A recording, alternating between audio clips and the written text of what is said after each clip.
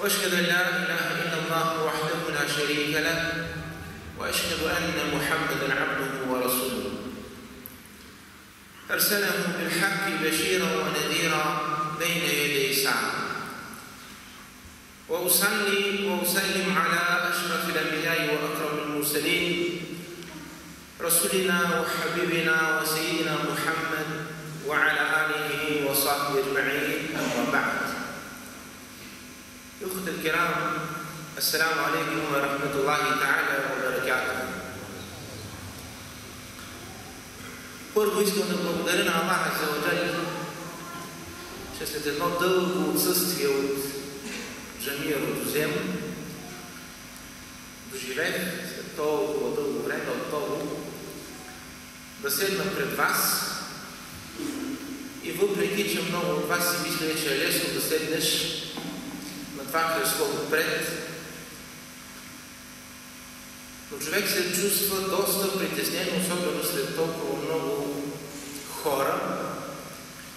И ако застанете отпред и погледнете това, което аз виждам, е нещо, което изпълва сърцето с радост и с иман. И понеже пътуваме доста дълъг път, дано Аллах Азza wa Jal отреди за времето, което ще съм пред вас, Аллах Та'аля да направи берекет, да изпълни времето ни и да има много полза от този престой в джамията. За днес съм избрал да говоря за един достоен сахабин, човек, който е живял заедно с Расулуллах саллаллаху алейхи ва саллям. Човек, който го обичам заради Аллах Азza wa Jal, въпреки че не съм от хората, които са живели заедно с него. Но достоен човек, защото неговия учител беше Расулуллах саллаллаху алейхи ва саллям. И ако погледнете в ислямските книги или попитате интернет, влезете в Google, най-стриктният сахабин на Расулуллах саллаллаху алейхи ва саллям, веднага ще ви излезе името на моя приятел. Човек, който учителя му е Расулуллах саллаллаху алейхи ва саллям и баща му е халифа, мусулманин, който командва всички мусулмани на земята. Баща му е човек, когато тръгне към джамията, шейтана избегва да не се срещне с него и бега в друга улица. Баща му е Омер радиаллаху та'аля анху, велик сахабин. Да събереш толкова много неща и всичките тия ниамети благодати, Аллах Азza wa Jal да ги даде на теб. Да имаш щастието да те учи Расулуллах саллаллаху алейхи ва саллям, да имаш щастието да те възпитава Омер радиаллаху та'аля анху и ти да се захабиш зарадва от устата на Расулуллах саллаллаху алейхи ва саллям да ти каже: и ти със сигурност ще влезеш в джаннет. Има един сахабин, който може да не е известен между нас, Абу Муса ал-Аш'ари радиаллаху та'аля анху. Един ден излиза, обикаля по улиците на Медина, няма какво да прави и не е като нас, винаги ще намери някакво заведение да пие кафе, да игра шах, както аз казвам, да маха карти по цял ден, но няма време да седне да научи в джамията кул аузу би раббил фалак и кул аузу би раббин нас. Защото много от мусулманите и тези две късички сурета не ги знаят. Абу Муса ал-Аш'ари, след като не намира никаква работа, казва: днеска ще се самоназнача, ставам охрана на Расулуллах саллаллаху алейхи ва саллям. На нашия език означава бодигард на Расулуллах саллаллаху алейхи ва саллям. Това е велико, но би рекал престъпно, когато ти се самопровъзгласиш за такъв. Разпитва къде е Расулуллах саллаллаху алейхи ва саллям и го напътстват и го открива в палмите, палмовите градини в Медина. Расулуллах салалаху алейхи ва салям често го е правил, усамотява се или разговаря с Аллах, или с Джебраил алейхи салам, или с някой от сахабите, ако има някой около него. Отива и го гледа, че е седнал на един бунар, вдигнал е много високо, за пръв път се очудва Абу Муса ал-Аш'ари, защото заварва Расул салам в, бих рекал, неудобна форма. Вдигнал е много високо ризата си или селба и му се вижда дори и бедрата на Расулуллах салалаху алейхи ва салям. Седнал, поставил е краката в водата и стои. Абу Муса седал далеч и казва, няма да пусна никой при него, да не пречи на Расулуллах салалаху алейхи ва салям, без да знае Расулуллах алейхи салату ва салям. И изведнъж идва Абу Бакр радиаллаху анху и казва, къде е Расулуллах салалаху алейхи ва салям? Той казва, седнал е на бунара, но аз съм опаза, че днес не пускам никой при него. Кой си? Той ли те назначи или ти си самолика? Аз съм му назначи. Днес не пускам никой. Казва, иди и му кажи, че Абу Бакр при вратата иска да влезе, иска да го види. Няма как да мине ден и Абу Бакр да не дойде да види Расулуллах салалаху алейхи ва салям. А преди малко, преди часове са били заедно на Сабах. Расулуллах салалаху алейхи ва салям отпред и Абу Бакр веднага е зад него. Отива Абу Муса и казва, я Расулуллах, Абу Бакр е при вратата и иска да влезе. Да го пусна ли или да не го пусна? Расулуллах салалаху алейхи ва салям се усмихва, защото не го назначи. Но се усмихва и му одобрява това, което той е направил и му казва, кажи му салям от мене, нека да влезне и го зарадвай, че ще влезне в дженнет. Обеширко бил дженнет. И го зарадвай, че той е в дженнет. Отива и го зарадва, Абу Бакр веднага влиза, усмихнат радостен, идва при Расулуллах салалаху алейхи ва салям, здрависва го, след това го прегръща силно и седа от десната му страна, защото Расулуллах салалаху алейхи ва салям му казва да седне така. Вторият човек, знаете хадиса, идва Омер радиаллаху анху, същото се повтаря, каже му да дойде, да седне до нас и него го извести, че той ще влезе в дженнет. Идва Омер, прегръща Расулуллах салалаху алейхи ва салям, прегръща Абу Бакр и веднага седа отляво на Расулуллах салалаху алейхи ва салям.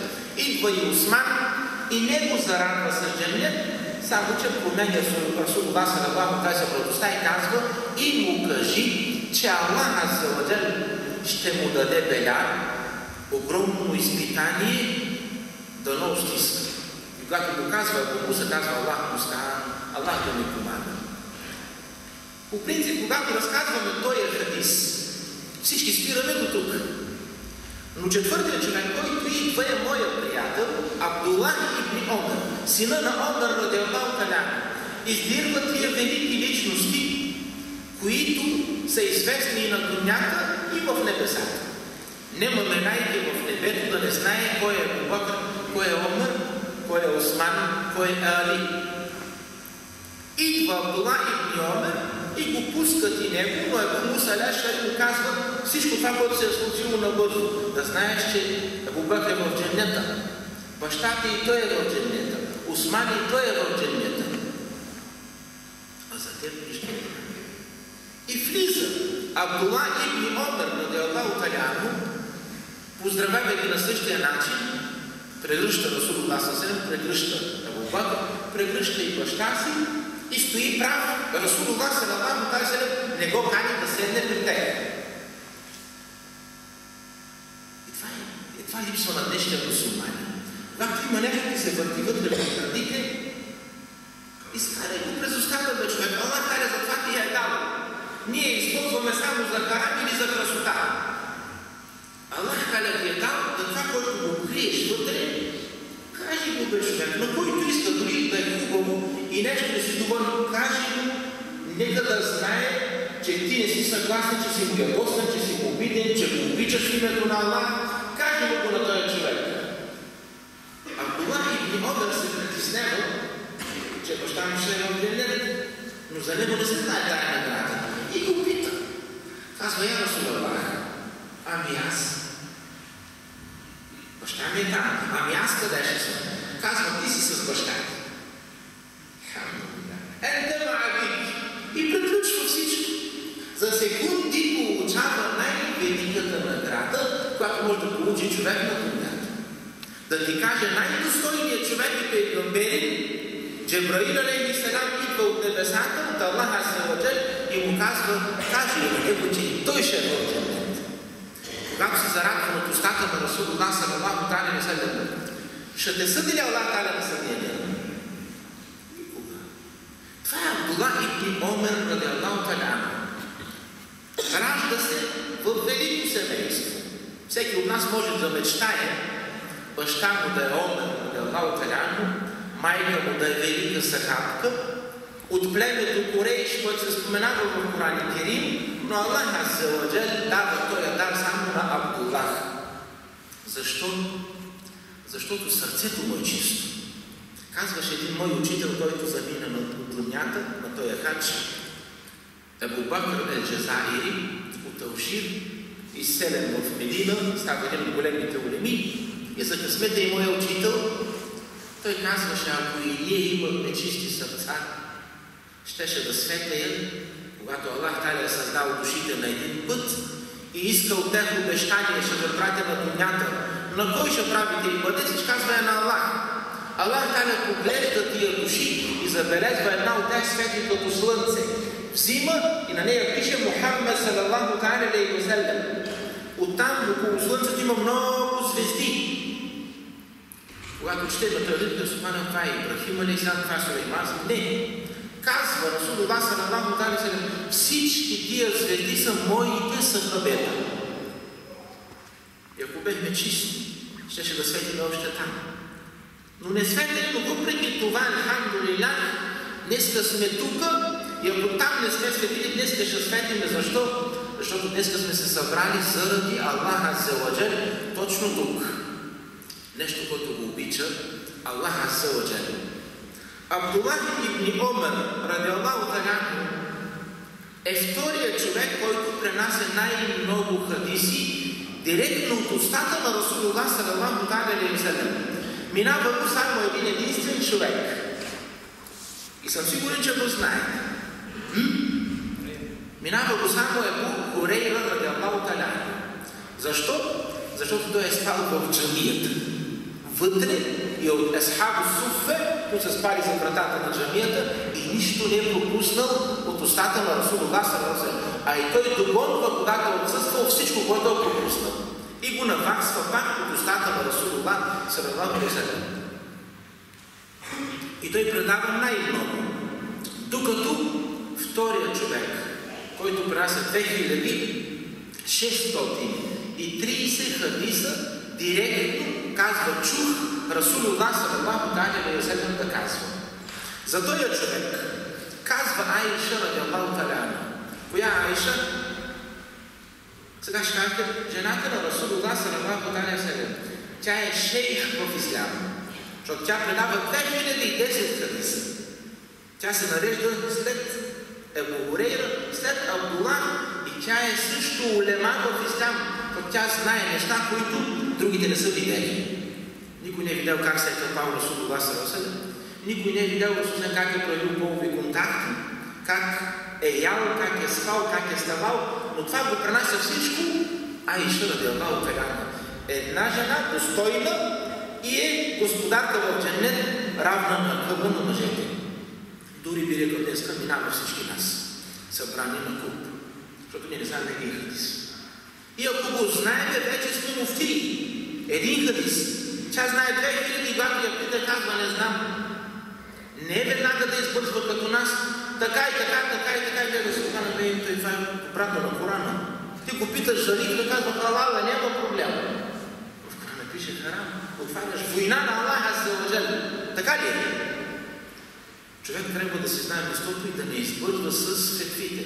Айша радиаллаху та'ала анха казва за този човек, за сина на Омер радиаллаху та'ала анху, не съм видяла по-стриктен от него.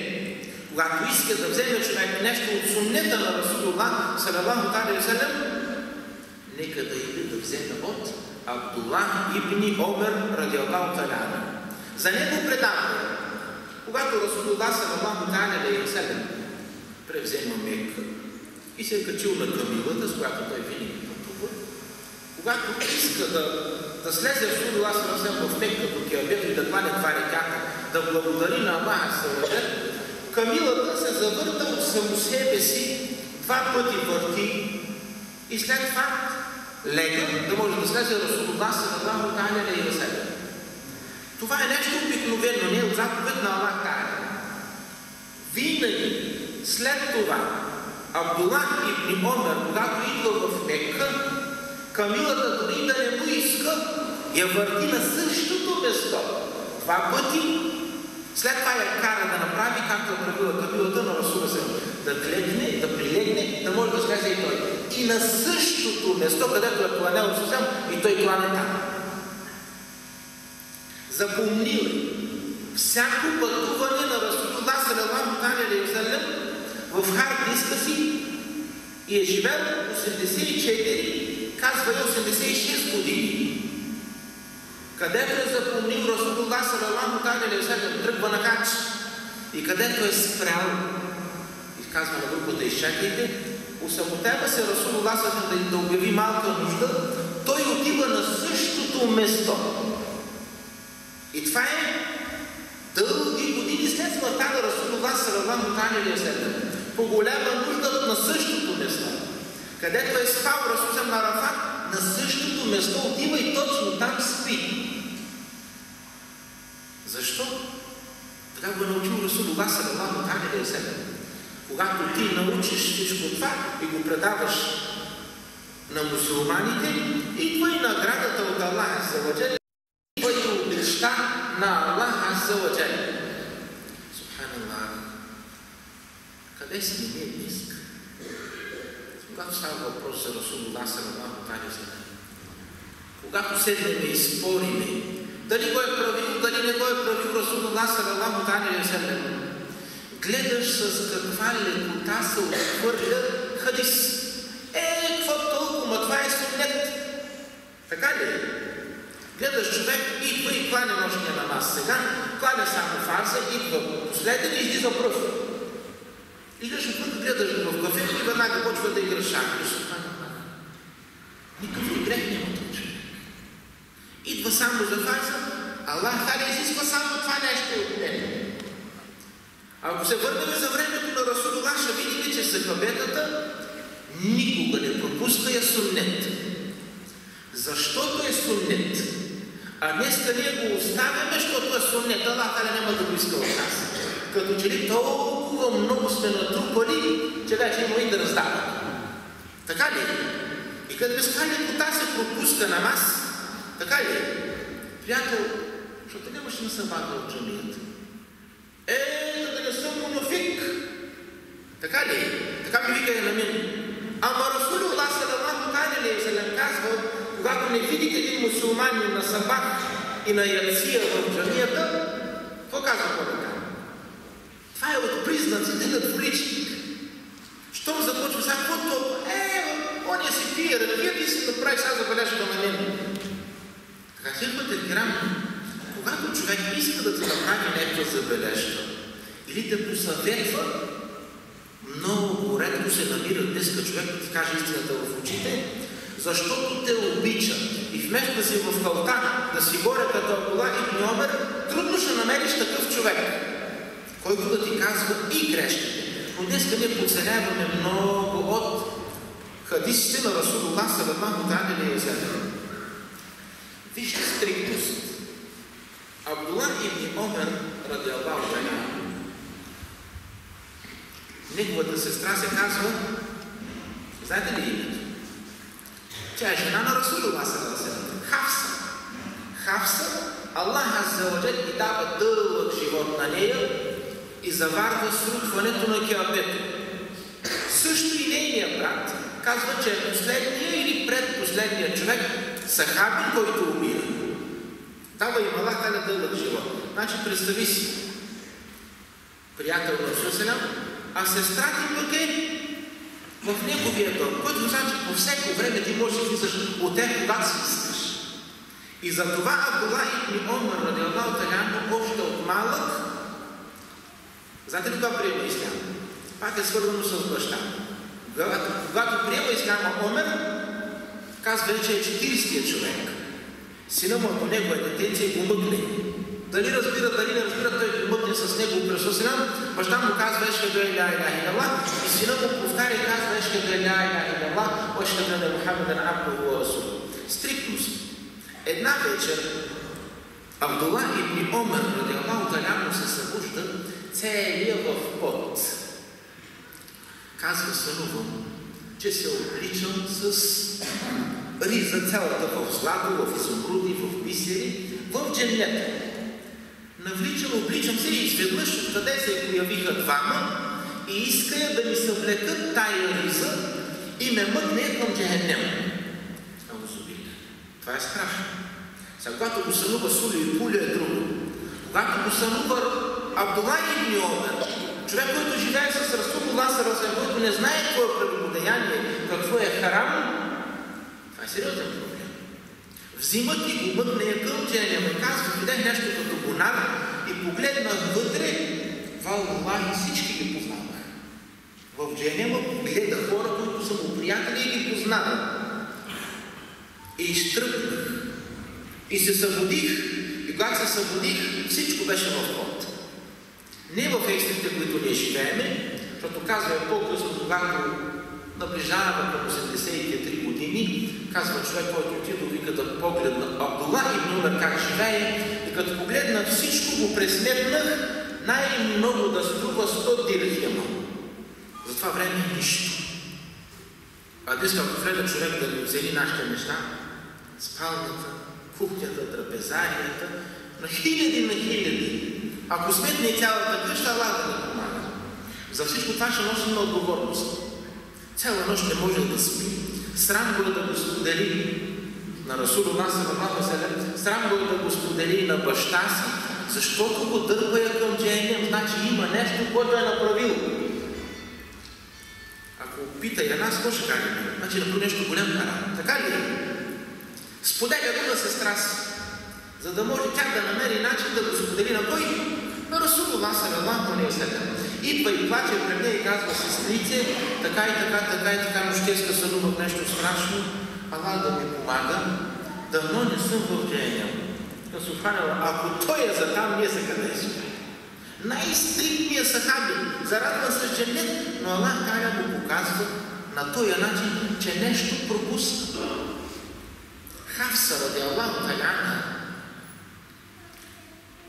отива при Расулуллах саллаллаху алейхи ва саллям и му споделя това, което изподеля брат. И казва, я Расулуллах, брат ми Абдулах го знаеш.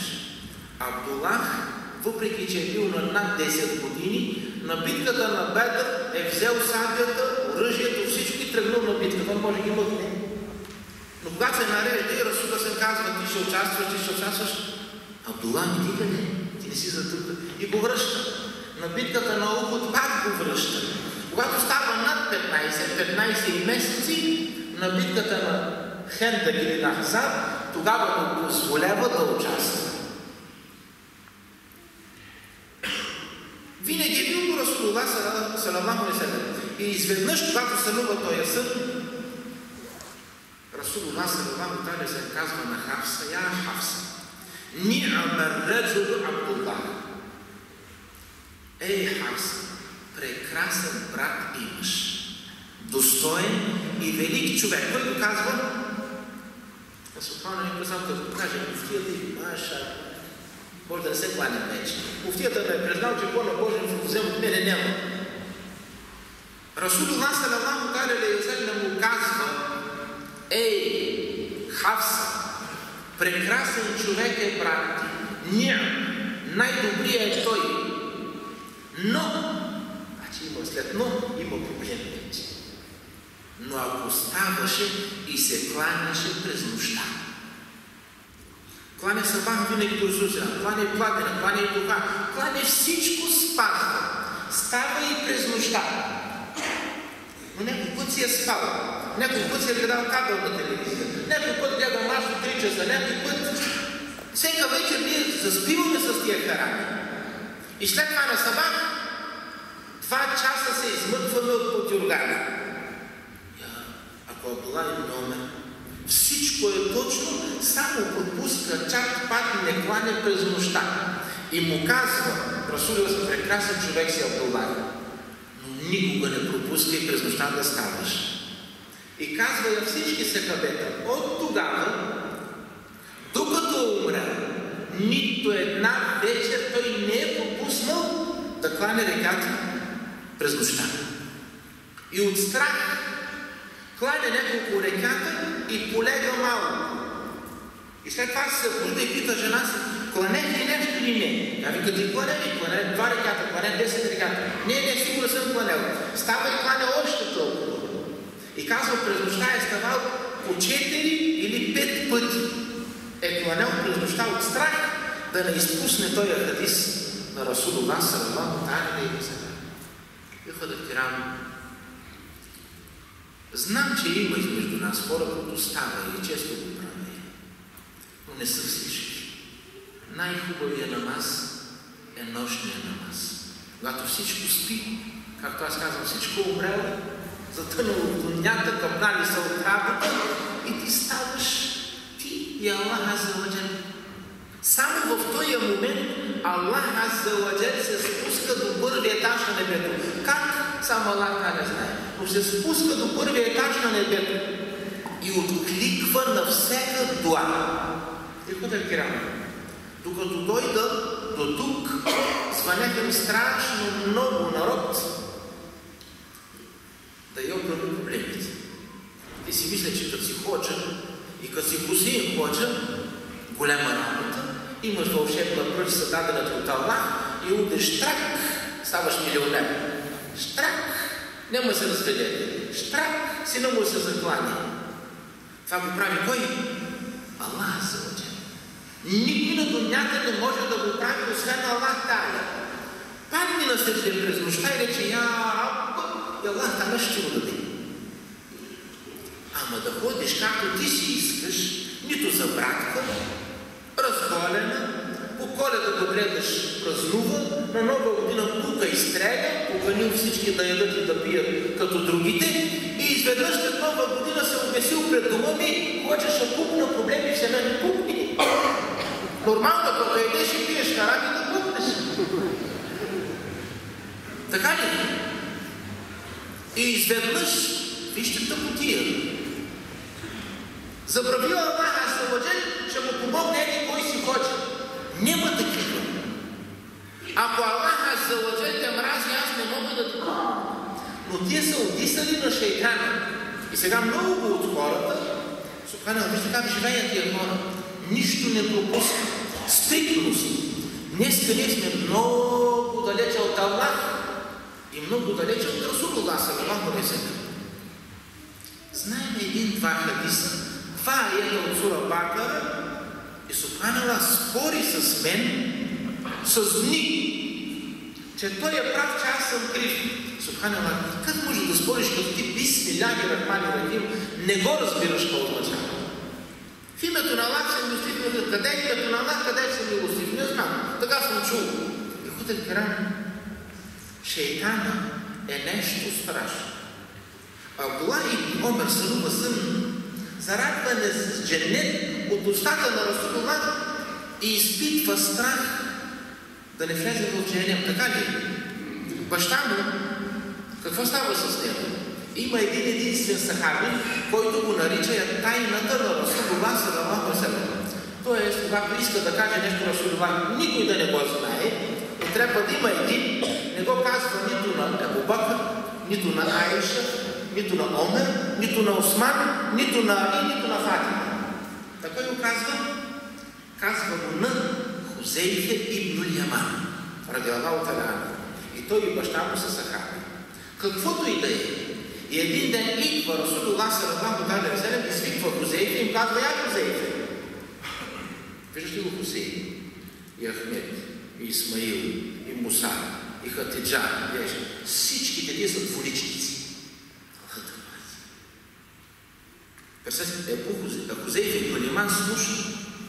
Той не гледа се в джамията. Всички те са кефири. Та се кланя на сабах. Казва Хузейфа ибн Яман, беше не страх, ако умреят тия хора, толкова са много, че не може да излезе към джамията на сабах. За времето на кой? На Расулуллах саллаллаху алейхи ва саллям. Толкова двуличници. В Медина, в Мекка го няма. В Мекка или си мусулмани, или не си мусулмани. Но в Медина се появява тая болест и Расулуллах саллаллаху алейхи ва саллям му казва, той, всички по номера и той ги запомнува. Всички са двуличници. Не дай да казваш на никой. Обаче достига до ушото на кой? На Омер радиаллаху та'ала анху. Шейтанът набега от него. Зарадване няколко пъти от устата на Расулуллах саллаллаху алейхи ва саллям, че ще влезе в дженнета и че ще умре шехид в името на Аллах азза ва джалла. Отива и хваща Хузейфа ибн Яман. Той започва да трепери и казва: оттекли съм. Ако ти си днеска, пример, аз ги знам, или ги знае някой си определен човек, тук ги знае всичките. За кой ще питаш? За себе си или за мен? Ако си ходят в личните. Спомена ли го съвсем? Питай за себе си, бе човек. Днеска за инаки да гледа щерките на Хусейн Ходжа, жената на Хусейн Ходжа. И виж, твоите бе човек. Аллах дали ще те пита за твоите, не те пита за моите. Но днеска хората се заинали и се интересуват всичко друго, но не и от семейството си. Не ги интересува дали са заедно в дженнет или не. Не е достатъчно само на рефет яра бидей ми дженнет яра за присвести и след това гледам от семейство. Мусулмани, брадата, кланя се всичко, за мен е мусулмани. Както аз го мисля. Гледам ги в един град, гледам се притесних да ме видеха, но сега му ли какво правите? Ами вика, дойдохме, тук. Къде дойдохте, бежа? По толкова криете, кажете, аз да дойда. Дойдохме до Джумбо, бежа. Дето Коледа дошъл, дето плача дома и го доведоме да се здрави с него. Ме озубила. И вие, какво ще го лъжеш това детенце? То не знае кой е Аллах, кой е Мухаммад саллаллаху алейхи ва саллям. Едва ли ще научи кой е Абу Бакр и Омер, ама дето Коледа и да го разбудиш през нощта, ще ти кажеш. Така ли? Ще ти каже шапката каква му е, потушите какви му са, и снежанка как е. И всичките тия куклуци искат дженнет. Нямате дела да дженнет. Защо? Ти не знаеш кой е Расулуллах саллаллаху алейхи ва саллям. От тук да идеш до там, взимаш му подарък и след това го лъжиш цял месец, ще видиш, ще ти изпълни желанието да го Коледа. Това, което искаш, ще го донесе. След това искаме това детенце, като стане на 20 години да падне на сежде и да се моли за теб, да иска дженнет за теб, ще стане ли? Ще стане другите. Няма как да стане. Пак при Хусейн Ходжа пред вратата, Ходжа пише да вижда, дето изкривил главата. Няма пробия. Мъчеше миша и да доходят изпълни желанието. Значи, ходят киран, всичките неща ние ги гледаме, но не ни обръщаме внимание. Какво толкова? Когато започне едно семейство с харам, този харам се отразява винаги в живота ни. И Абдулах ибн Омер, въпреки че е зарадван, за женен изпитва страх. Омер пита: Хузейф, оттекли съм. Той казва: обещава на Расулуллах никой да не каже. Ама аз съм Омер. Не искам да кажеш кой е Иония. Ако ме е споменал, само речи. Казва: не си от него. Омер се притеснява да не е двуличен. Като погледа колко сме затънали. Трудно да намериш младеж да не е свършил прелюбодеяние. Трудно да намериш човек, който да не лъжи. Трудно да намериш човек, който да не еде харам, да не го вкарва в семейството си харам. Значи, алхамдулилах, това момиче е достойно, израснало е в това семейство без харам. Искам я за жена. Ще стане ли? Няма да стане. Затова Омер радиаллаху та'ала анху, той ги жени. Взима го за ръката, иска, не иска и го води. Това ти е жената. Ще жени за нея. Той е преценил и така ги жени. Защо? Защото той е по-силен от Абдулах ибн Омер. Затова е Омер радиаллаху та'ала анху. Така че Ихудъл Кирам Аллах Та'аля му дава дълъг живот. Живее за времето на Осман ибн Афан, радиаллаху та'аля, велик сахаби.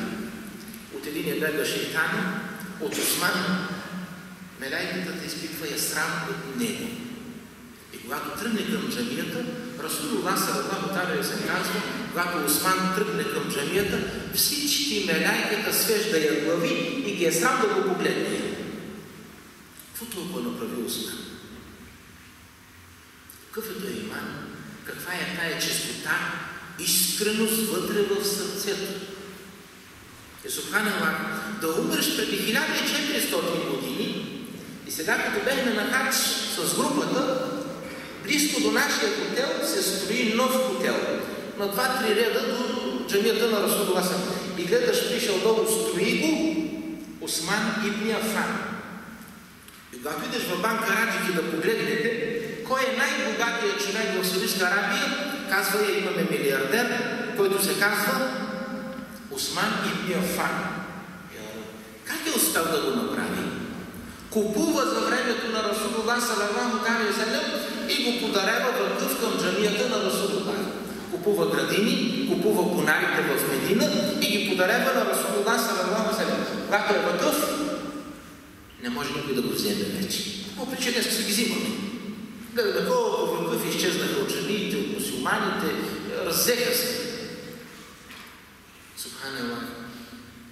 Там дарява го на Расулуллах саллаллаху салям тия градини, докато е жив Расулуллах саллаллаху салям и халифите след него, всичкото това се събира и се раздава на сирачите и бедни. Когато идва Османската империя, това е много по-късно, прави я същото. Само че се разширява. Като от 10 палми става я 100, от 100 става я 1000, 2000 палми става я градини. До ден днешен се стоят. Само че са много повече и за улеснение му отваря банкова сметка и въртат парите и на него, въпреки че умрял преди колко години, книгата му в гроба, вместо да е затворена на Осман ибн Афан, радиаллаху, е отворена винаги. Единственият човек, мелайката ги е срам от Осман ибн Афан, радиаллаху та'аля. Един ден изпраща пазачите на халифатството и казва, идете и ги доведете. Абдуллах ибн Омер, искам да го назнача на работа при мен. На кой ще имаш доверие? Разбира се, на човек, който е научен от Расулуллах саллаллаху та'аля салям.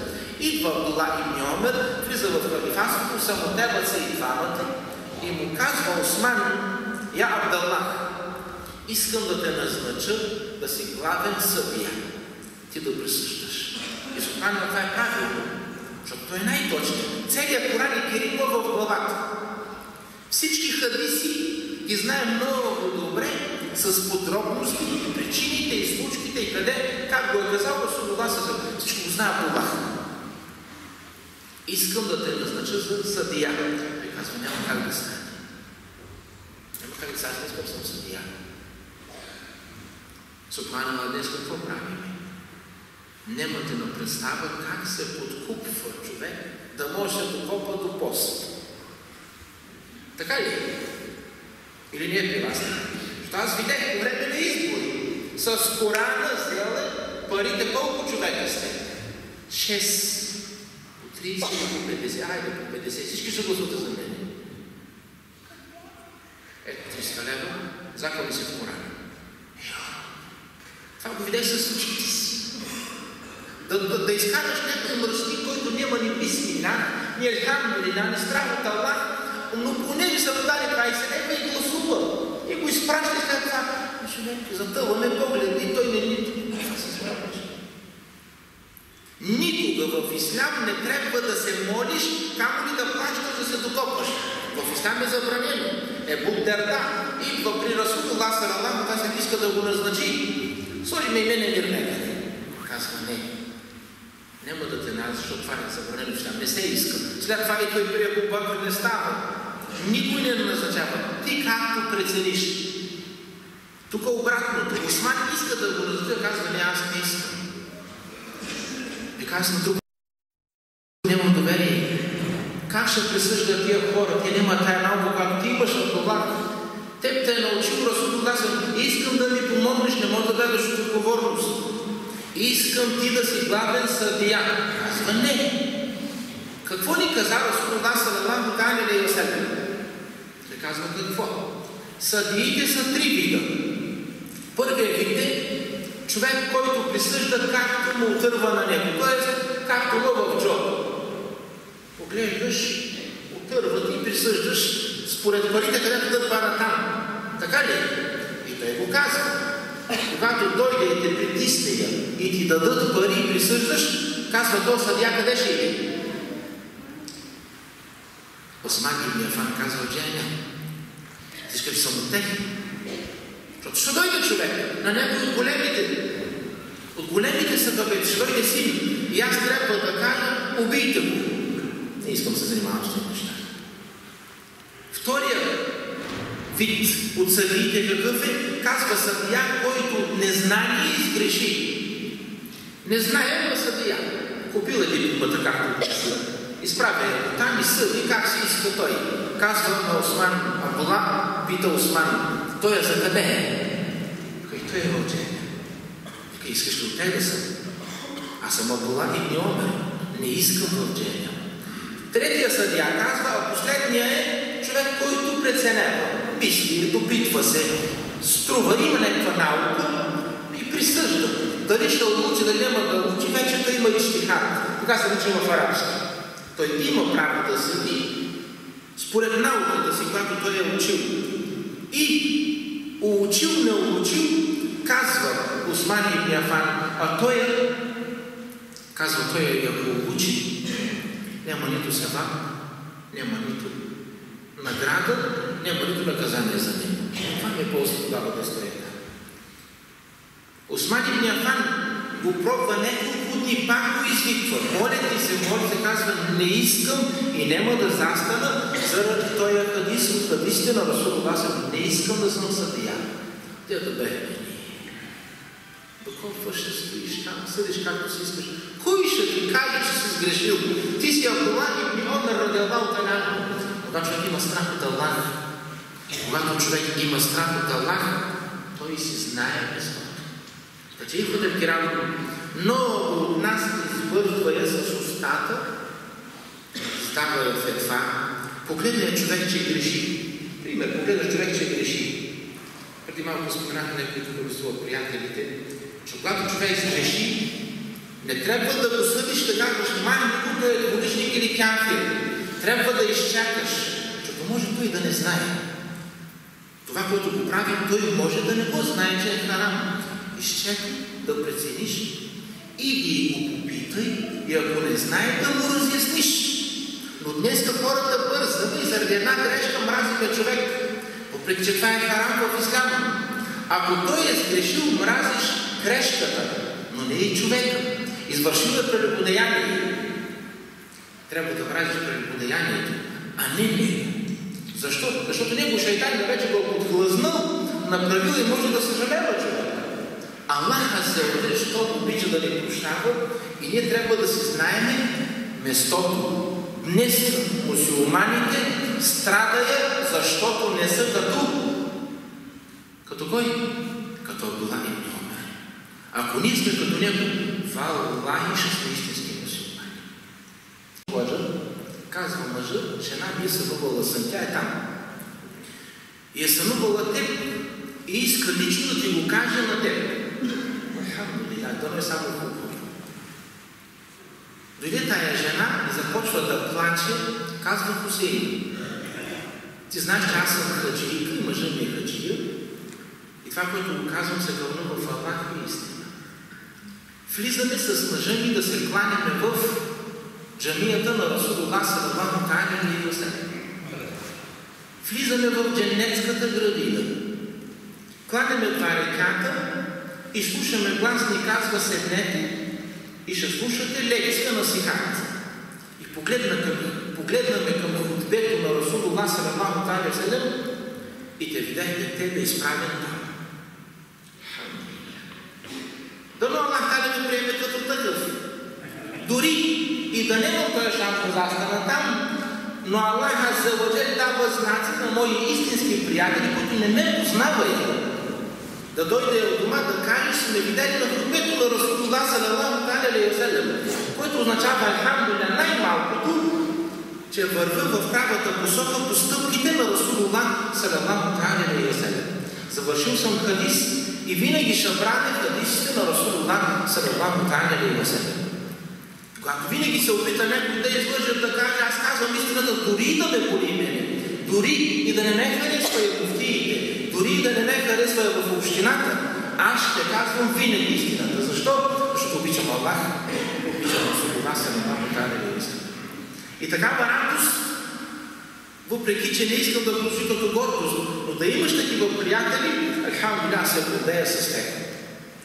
Така че идвате кирам, Абдулlah ибн Омар радиаллаху та'ала анху, дава Аллах да дълъг живот, и с това ще приключа, заварва фитнето, което бих рекла най-голямо в исляма. Става един много голям раздор и сахабета, избива я сахабета. За времето на Али радиаллаху та'ала анху и Муавия радиаллаху та'ала анху, и той е сахаби, и той е сахаби. И той е възпитан от Расулуллах салалаху алейхи ва саллям, и той е възпитан от Расулуллах салалаху алейхи ва саллям, но става борба кой да стане халифа. Там е много сложно и не искам да навлизаме, защото ние сме много, капацитетът ни е много ограничен, а и няма право да казваме Али е сгрешил, Муавия е сгрешил, защото и двамата са сахаби. И казва Расулуллах, всички мои сахабета ще влезне в дженнета. Който псува моите сахабета, той е двуличник, той е монафик. Човек, който чуете мусулманин да псува някой от сахабетата, той е двуличник, кафир. Аллах та'ала да го приема за мусулманин. В това фитне Абдулlah ибн Омар успева да не се сближава с никой. Представи си, достоен сахабин, сина на Омар. Въпреки че го моля за халифа да стане и той халифа, той отказва, той съдия не иска там да халифа. Ако вземе страната на Али, ще избие всички други. Ако вземе страната на Муавия, ще избие всички други. Аиша радиаллаху та'ала анха се подхлъзва и влиза в страната на Муавия радиаллаху та'ала анху. Влиза, подхлъзва се и много от сахабета губя живота заради нея. Но Абдулlah ибн Омар идва и му се молея и казва един от хората, които е ходил да го моли, слушам гласно говори с групата, го каним да стане халифа и да вземе право, да издаде това, кой е прав, кой е халиф, да вземе мусулманите правилния път. Вижте какво казва, велики думи. Абдулlah ибн Омар си ядосва и стръгва към те, към дома и казва وَادِعِينَ سُلُوفَهُمْ عَلَى عَوَاتِقِهِمْ. Субханаллах, служили с сабите си на раменете. И тия. И казва يَقْتُلُ بَعْدُهُمْ بَعْدًا. Избива я се помежду си. Не можеш да познаеш кой е. И той е сахабин, и той е сахабин. И той е вика ля иляха илlallah, и той вика ля иляха илlallah. Субханаллах. В днешното време е още по-зле. И проблема е, че мусулманите и света вярва на това, което се говори по телевизия. Така ли? Ислямска държава. Той, който е наведен там, ще го реже главата, гледате по новините и по интернет, закрили са си децата, вика ля иляха илlallah, Мухаммаду Расулуллах. Той е отгоре, Аллаху акбар, ля иляха илlallah. И той е същия като они. Въпреки валлахи, такива като ислямска държава и такива мусулмани няма нито в Коран Керим, нито в хадисите на Расулуллах саллаллаху алейхи ва саллям. Това, което го говоря, се измислено от тях. Тие са си ги направили и си получават това, което са им дали. Дава им пари да направя исламска държава, те си и го върнат. Но искам да се върна на нашия приятел. Казва той, يَقْتُلُ بَعْدُهُمْ بَعْدًا. Той убива другия убива другия. Всичките са в джамията. Якулун, я Абдаллах, какви са примери ми вика, Абдаллах, дай ръката да ти я стиснеме, ти ще си ни халифа. На кой ще съм халифа? На хора, които взаимно се избиваят. Днеска мусулманите на какво състояние са? Погледнете в Сирия, погледнете в Ирак, погледнете в Йемен, преди 2-3 дена, не знам, станало атентат във Франция. Отвръщавам се да си пусна телевизор, да гледам новини, все едно, че са умрели 3 милиона народ. Така ли е? 850 хиляди дечица в Йемен умреха от глад. В Сирия милион дечица ги заклават като кукли. Да сте чули някой да говори, да протестира? 2 кафири във Франция умрели от човек, който тие са му платили и ги убива, за да може да затишеят митингите там и проблемите, които имаят, и за всичко отихна. Мусулмани некои си, да сте го видели, да сте го чули, къде е някаква снимка на Сули и Колю, и мусулмани не вярват на тези неща. Няма да се планят, ще кажа, че аз съм терорист. Ихудът Кирам, това не е истина. И завършвам с думите на Омер радиаллаху та'ала. Нахну каумун а'аззана Аллаху бил ислам. Ние сме народ, издигнати заради ислам. Кой щеше да знае Омер, Абу Бакр, Усман, ако не бяха мусулмани? Кой щеше да знае Бухари, Муслим, Ибн Тейми, Ибн Кайим ал-Джаузия? Кой? Само заради исляма. Откъде ще знаете, ако се им хоче? Само заради исляма. Това е стигнало името ми до вас. И казва Омер радиаллаху та'ала, ние сме народ, издигнали Аллах горе, в небето, звездите, и никой няма да ги свали там, каквито и шиити, да дойде и хора, да ги плюем, няма как да стане. Абу Бакр си Абу Бакр, Омер си Омер, Усман си Усман, Али си е там, всички звезди. И що оставяме ислям? Удобно в кълта. Днеска мусулманите са оставили кълта, плюя се едни с други, той е такъв, он е богу, той е двуличник. Но никой не иска да назове проблемите и харамите в мусулманството с истинските имена. Отивам в Ибн Ум и забранева да ида на лекция, защото не съм удобен на муфтията, който е там. Сменя я програми, ме влюти и ги докарва я в часа, който аз трябва да ида. Цяло село се е събрало. Отивам в другата джамия. Ихудът Кирам, идва Фики. Знаете ли кой е Фики? Маша Аллах, всички го знаят. Идва Фики, звезда на Пайнер, качва я го на сцената, загулени жени се качва на сцената, да се снима селфи с него, как е пред туалетните, но ходите никой не говори срещу него. Що не говори за тия харами? Качила се отгоре и игра ключек, загулена жена. А той вика мусулмани. Какво е мусулманството? Нима го изкараха от джамията. Човек, който развали обществото. И са седнали там не един път, втори път, 5 пъти ходи този човек там и всички се пресъдиха, жените им се снимаха с него. Но не им пречи Фики. Пречи им Хусин Ходжа, защото им казва истината в очите. Така че Ихудът Кирам, исляма си е ислям, ключите си ключи.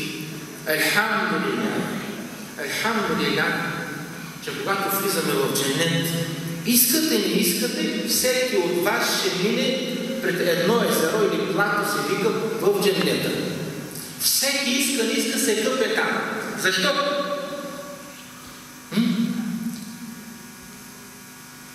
Измива се най-мръсното качество в човека. И кое е то? Съвестта.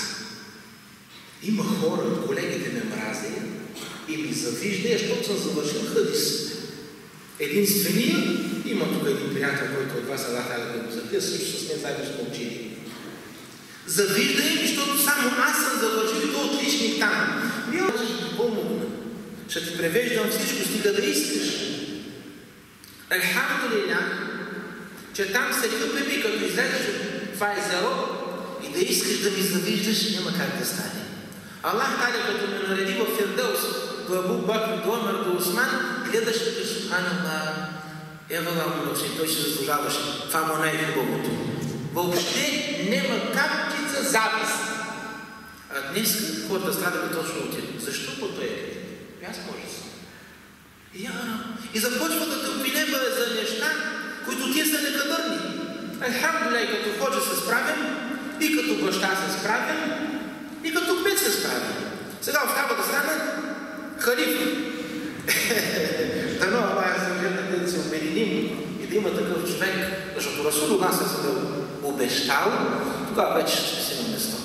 Искаме, не искаме, всички се слушаме единствен човек. Аллах Та'аля да е доволен от вас, Аллах Та'аля да закрие вас и вашите семейства и Аллах Та'аля да е доволен от хората, които ме поканиха, имамите, всичкият този севаб и награда да го спечелят тия, а пък с вас иншаллах ще видим пак, ако не в дженнет.